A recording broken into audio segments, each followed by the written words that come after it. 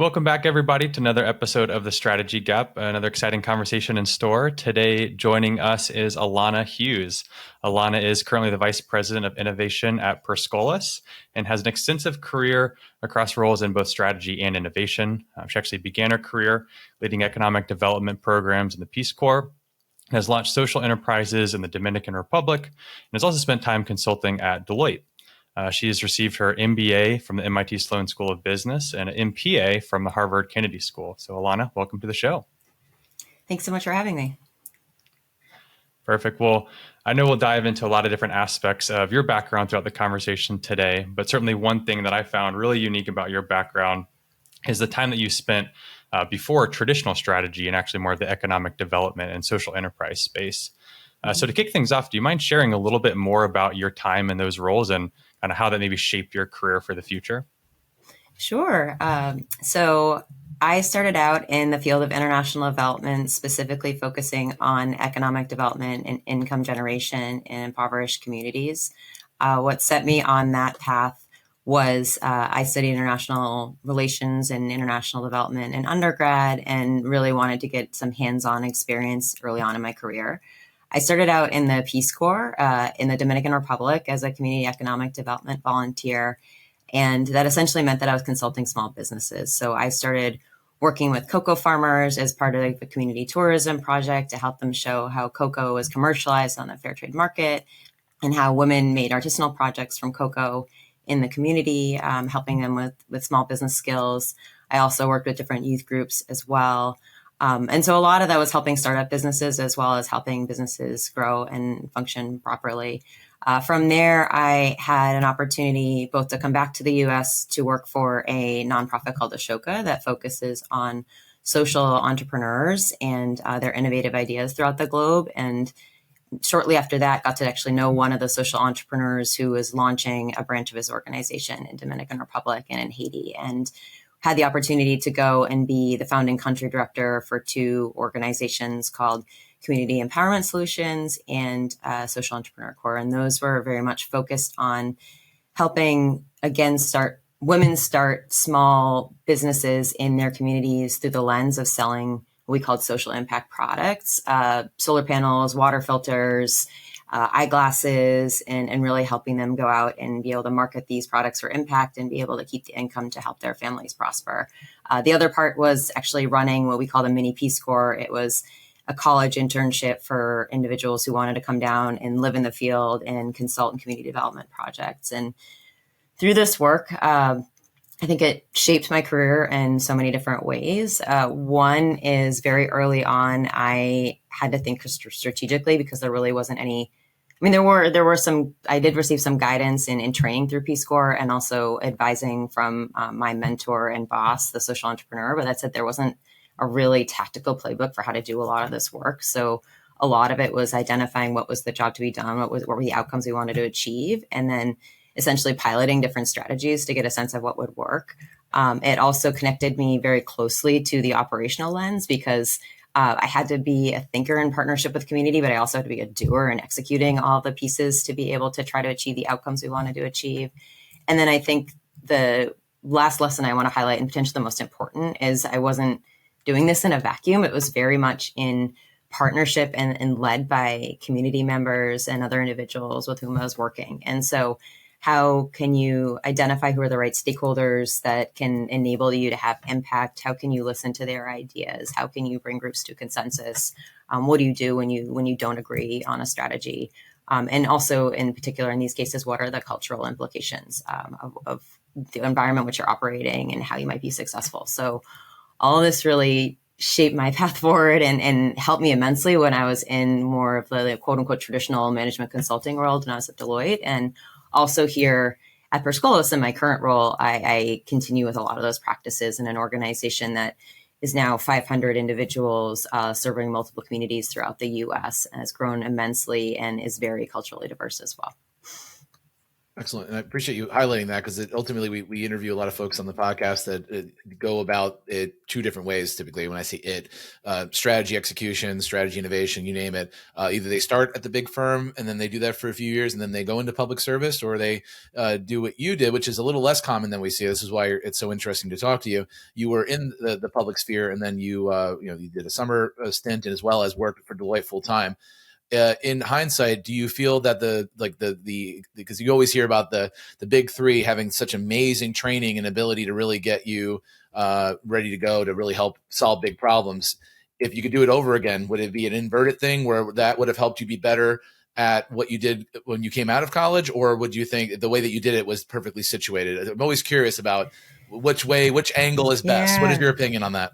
I have strong opinions. I guess the first one is I don't think there's any particularly right way to do it. So I'm not knocking anybody who does it the opposite way. That said, I wouldn't change my path in a heartbeat. I think for me, it was really great to be able to get the foundation in the field first, to be able to start with more of a social impact lens, to then go back and with the gaps I identified in my skills and knowledge, be able to hone those with my experience in consulting. So, I don't know, I'm a big advocate for just the value of the skills and experience you can get in the social sector and how that can also then translate to the private sector.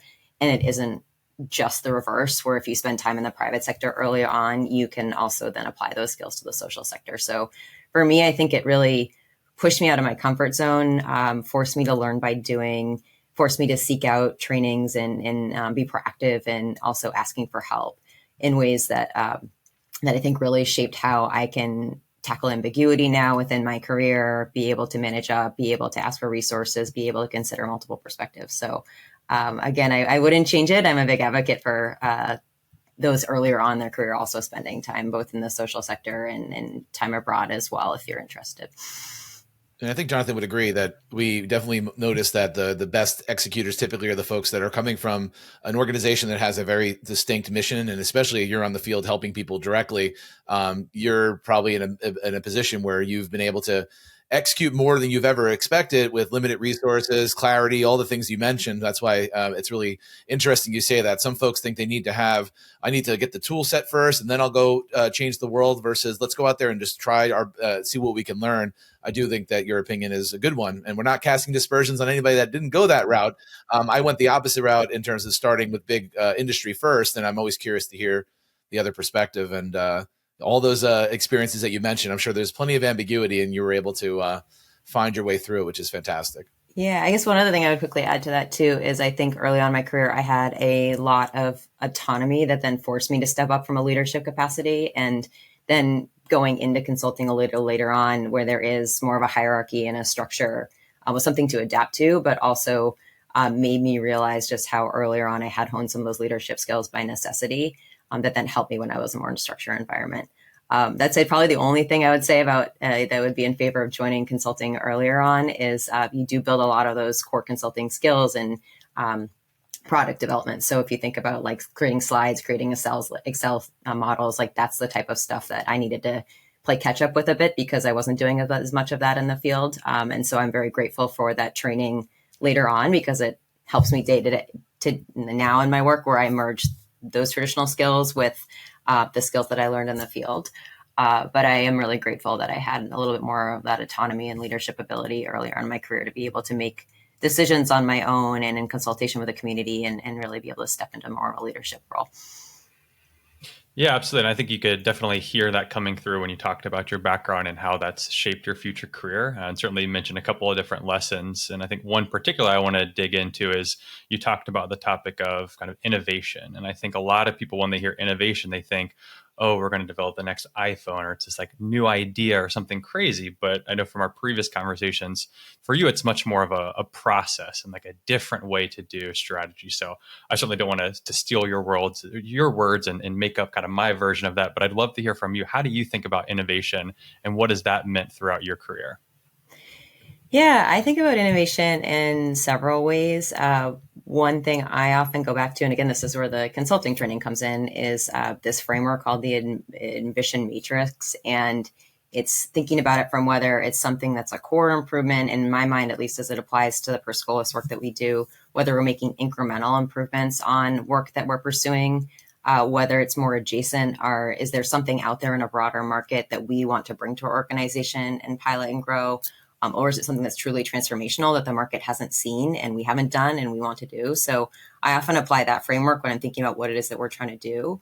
That said, from an innovation standpoint, at least the approach we take in Per Scholas that is very much in alignment with the work that I did previously in international development is not saying that we're going to bite it all off at once. For innovation, we typically start small. We want to be able to identify what is the change that we want to see, what is the outcome we want to achieve, and then what are ways that we can test and pilot to be able to gather learnings and fail quickly when something isn't working in a safer environment and do more of what is working to be able to learn and grow that, to be able to reach more of an effective scale.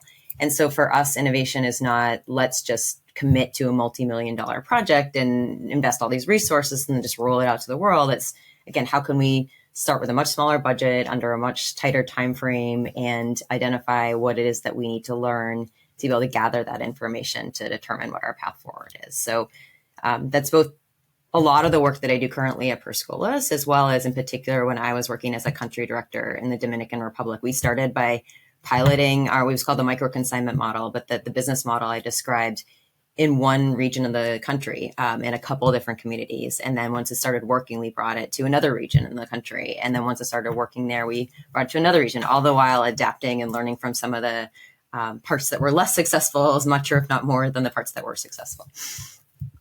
It's funny you mentioned this. I was with a client yesterday in the government sector in Georgia, and we were talking through the concept of at least what I've seen in my career is that the plans that typically fail are the ones that are too big, and because most folks think that a strategic plan could potentially just be a collection of all good ideas, and especially with innovation, there's probably no shortage of 20, 30, 50 things that you could do. And I guess what have you seen be successful to whittle a list down that maybe 50 things long and every one of them has merit and every one of those was brought up by somebody that you respect and trust, and tell people no, do the trade-off conversations to get it down to a manageable list? Because I see a lot of our clients that achieve it struggling with getting their plan down to a manageable level. What are your thoughts on that?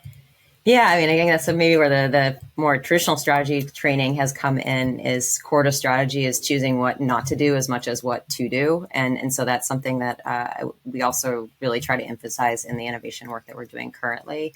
To be able to whittle down that list, a couple of tactics that we use, we'll often apply, and by we, I mean, this is some of the things that I've introduced in my role in innovation, is applying a criteria for evaluation to be able to first get a sense of how are we defining what our ideal outcomes would be? What are the things that we're measuring against? And then be able to get a sense of what we think might be in alignment with our mission and vision, with our budget opportunities and constraints, in alignment with some of the operational capabilities we already have versus what we'll need to add new. Just to give a few examples, to be able to run some ideas that we've identified through an initial filter to get a sense of how much in alignment with our core values and our operations strategy and otherwise it is to be able to launch something. So that's one piece that one tool that we utilize. Other tools that we often use logic models to be able to identify, again, if we're going to pursue an idea, what is the outcome that we want to achieve? And this is where some of my social entrepreneurship training comes in. The social entrepreneur boss that I mentioned earlier on, when he first taught me how to use a logic model, he always said, begin with the end in mind. So we'd start, actually, for those who are familiar with logic models, start with the right side of the model and what is the outcome that you want to achieve, and then work backwards to understand what that means for what are some of the inputs you might need resource-wise, what are some activities that you want to pursue to be able to identify whether something might work, and what are the outputs you're looking to achieve from those activities. And so that's a tool that we continue to use in our work to be able to whittle down from like possible ideas, like what are the models we want to use and what seem to be the most feasible models to test.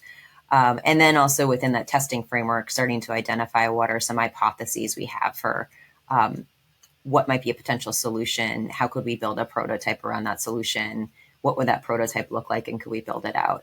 So those are just some tools that we can use to move from idea stage to what is something tangible that we can actually test. And through that process, we can often identify, okay, well, this didn't filter through the criteria, so maybe we shouldn't pursue it. Or once we got into developing a prototype, the prototype might not be sound, or we don't know the right questions to ask, so maybe this isn't the right opportunity to test, and that helps us hone in on some of the final things that we want to move forward with.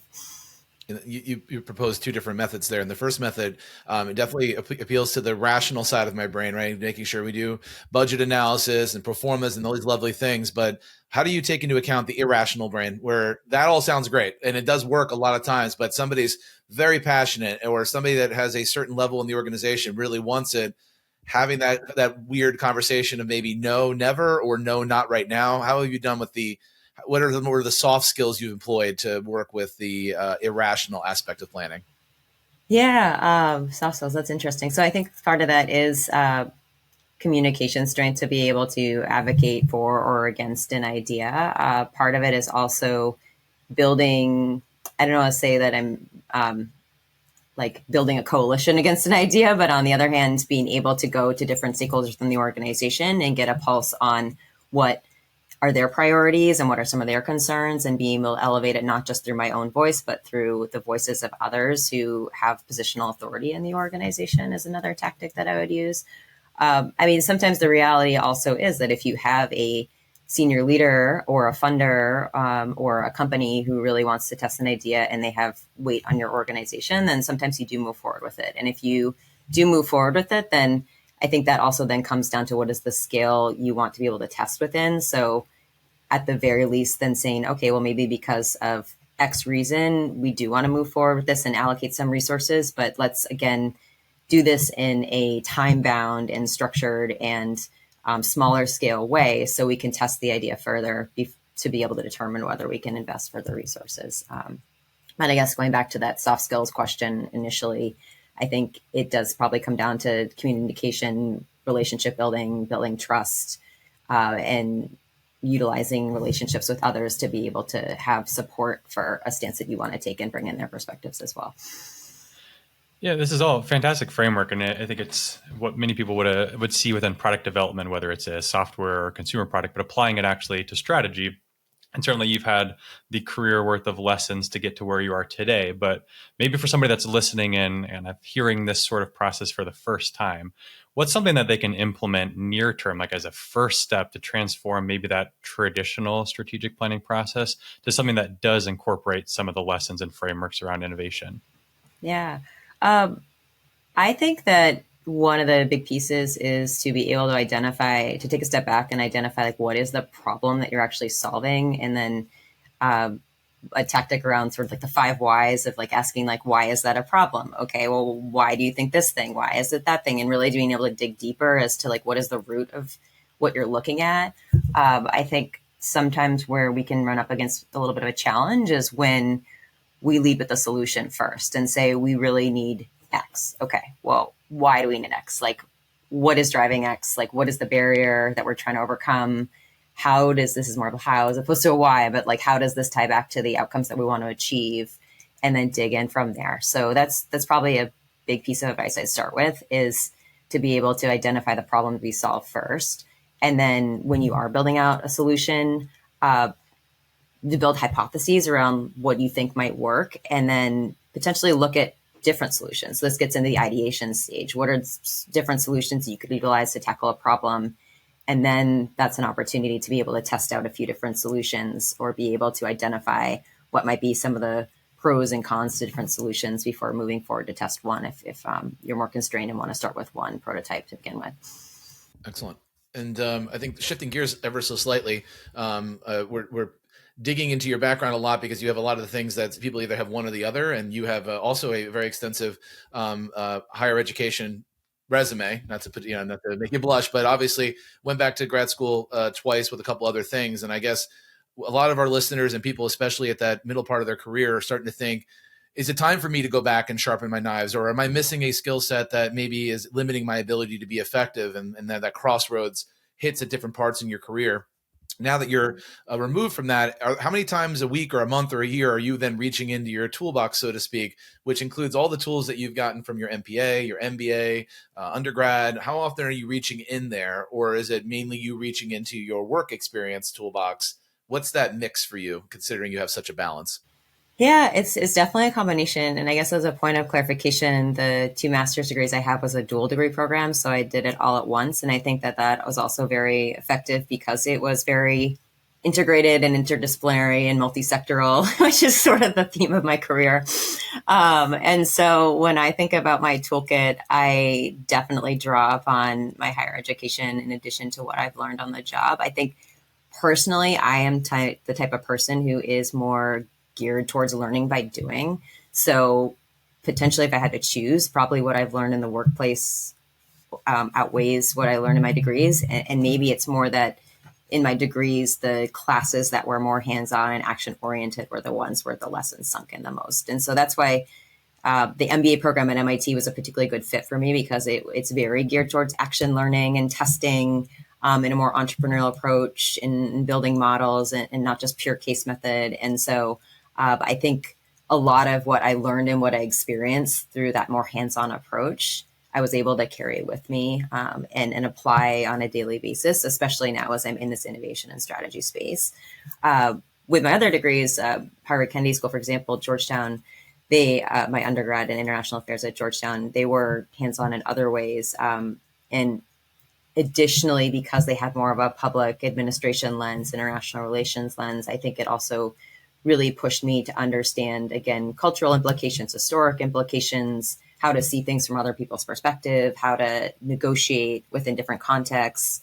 So those are all skills I still very much use on the job. And I guess the last thing I'd say is in going back to my undergraduate degree is one experience that was really invaluable for me was my time studying abroad. I spent 6 months abroad in Sao Paulo, Brazil, where I directly matriculated into a Brazilian university. And so even taking classes in a different language and a different culture, and one of my classes in particular was a little more hands-on in the community, that also, I think, really helped certain lessons and certain experiences sink in that I still apply today as I'm working with so many different cultures. Even in the US, we're a very diverse organization where we train diverse backgrounds for careers in tech. And the staff that I work with come from a diversity of backgrounds, racially, ethnically, geographically in the US, professionally. So again, I think a lot of those lessons that I learned when I was in school still very much apply, even you referencing university, that's 15 years. I graduated 15 years ago, so a decade and a half out. Don't remind me. Yes, I have. We've got for years, so don't remind me. How dare you? But ultimately, it sounds like it's not a necessity to potentially be successful, but the experience and the skill set you that not only helps you with your role and being more effective, but it also is just having good life experience, which makes you more well-rounded, gives you different perspectives to make you more effective, maybe indirectly, sometimes directly, but indirectly, but it seems to be accretive. So if anybody's on that pathway, it's not a necessity for most roles, but it won't be hard. It would not hurt you in the long run if you did that because of all the experience that you've picked up along the way. I think that's a sage advice. So appreciate you sharing that. Yeah, no, my pleasure. And I would be remiss if I didn't mention that I firmly believe that higher education and elite higher education okay, I'm going to back up. I do not believe that higher education and elite education is the only pathway to success. And that aligns with a lot of the work that I do right now. I'm very grateful that it was my pathway, and I felt like I've obtained a lot of learnings and a lot of success through that pathway. I also think there are a lot of alternatives that also make a case for being able to learn within the workplace and being able to serve as an apprentice in the workplace and being able to seek out mentors in the workplace or do more boot camp style training, or especially in today's market, being ongoing credentialing, continuous learning, being able to learn more and continue to upskill, I think certainly has a place and a value too. So I think that's where it's interesting to reflect on all that I've obtained through more formal education, because I think that definitely can be a conduit to other opportunities. And because I've learned so much in the workplaces where I've worked formally and informally, I believe that so many others can as well when given the right opportunities. Yeah. And honestly, I feel like that's a good segue to one of the last questions I had is it seems like outside of like your historical career, like you do have a passion for this type of work as well as co-founder at With Innovate and some of the intrapreneurship type work. You want to speak a little bit to that and kind of what you're doing at With Innovate? Yeah, sure. So thank you for giving me this opportunity. Outside of my day job at Per Scholas leading innovation, I also partner with a former Deloitte colleague as a co-founder of a venture called With Innovate, and we're a learning and development venture that we focus on equipping social impact employees, in particular those who are earlier on in their career, with stronger innovation and introspection skills. And so we focus on empowering these employees with tools and experiences to help them approach work with new mindsets that are focused more on what we consider an entrepreneurship skill set. So building intuition, identifying like with introspection, how you might approach a certain situation, being able to go through more of the innovation process to be able to test out an idea and learn from what you've experimented with. So what our strategy is we take this within part, which is focused more on learning more about yourself and your strength and development areas, reflecting more on your relationships within your organization and the organizational processes and culture within your organization. How do you understand that in terms of the change that you want to affect, to then identify what is the challenge that you want to solve? What are your hypotheses around that? And then from an innovation perspective, how you might go through an innovation process to be able to pilot an idea, see if it's viable, and then be able to move it forward as a result. And so this is something that we've had the privilege of bringing to a few nonprofits to date and more individuals, and are in the process of rolling out additional trainings as well as some coaching for organizations. So it's really been exciting. It's, again, something that we do outside of our working hours, well, not even working hours, I would say, but outside of our day jobs, because we feel so passionately about developing talent in the nonprofit space. And so it's been a true privilege to be able to give back a bit based on opportunities and gaps that we saw earlier on in our careers. Yeah, it's very cool, and definitely heartfelt work that you're doing there, and mission-based work that you're helping others with. One follow-up question on that is, most of the lessons that you feel like you're teaching people, is it very similar to the types of topics that we covered earlier in this call, or is there a little bit difference when you're thinking about how do I train myself versus how do I then deploy this within an organization? Yeah, I think it's similar. I think we didn't talk as much about like the impact of emotional intelligence, for example, but we're also thinking about how individuals understand, again, their selves, how they handle some of them themselves in certain situations, how they might be able to identify how they might build relationships with others based on some of the skills and experiences they bring to the table. I think another piece within innovation, so we talked a little bit about constraints, is especially if you're earlier on in your career, it might be tough for you to identify where you have authority to be able to experiment, where you might have opportunity. And so being able to create a little more of a sandbox for that, as well as open up that dialogue with your manager, and be able to have more of a transparent conversation about growth opportunities, and be able to empower in that way. That's something that is core to the work that we're doing at With Innovate. It's, I'd say, something that we're also doing at Per Scholas as we build teams to tackle larger innovation projects, as well as internally, we're in the process of trying to launch an innovation accelerator where staff can come and pitch ideas and be able to bring them to fruition as a tactic to empower others with innovation skills, recognize that others have creative ideas, and what are ways for them to tackle those ideas and bring them to fruition, again, within the boundaries of their current scope, and ensuring that they're still delivering on their day-to-day work. So yeah, I'd say that a lot of what we touched upon earlier in my career and what I currently do at Per Scholas certainly influences what we do with Innovate. I guess the last thing I'd say is it's interesting to bring our skills and experiences into With Innovate, because my colleague and I have had a lot of overlap, but we took different paths. And I guess to bring it back, she took a path where she started in consulting right after undergrad, and then went into a nonprofit foundation, and then is now at a startup. So she did do the more traditional to the less traditional, whereas I did more of the less traditional, and now back into the social sector. So through each of those unique experiences, we were able to identify what did we really benefit from in those first 5 to 8 years out of college versus what we might have done differently, because we came from different sides of the fence on that one. You couldn't have set this last question up perfectly, because we always ask our guests one question at the end that's the same question so we can compare and contrast. And that question would be, if you could speak to yourself as you were just beginning your career in strategy, what advice would you have given yourself, or what advice would you give yourself? Interesting. So I guess I'm going to give two different pieces of advice. So when I started my career in more formal strategy, which was coming out of business school and starting at Deloitte, probably giving myself permission to understand that we might not get the strategy right from the outset. And in some ways, maybe that's not okay because you're delivering to a client. On the other hand, that's part of the project process as you're identifying what are the options they can pursue and guiding them towards aligning on what are the best options to move forward with. I think maybe I was harder on myself to feel as though we have to have everything right for the outset, but that's part of the learning and the facilitation we do with the client to be able to land on what our final recommendations were.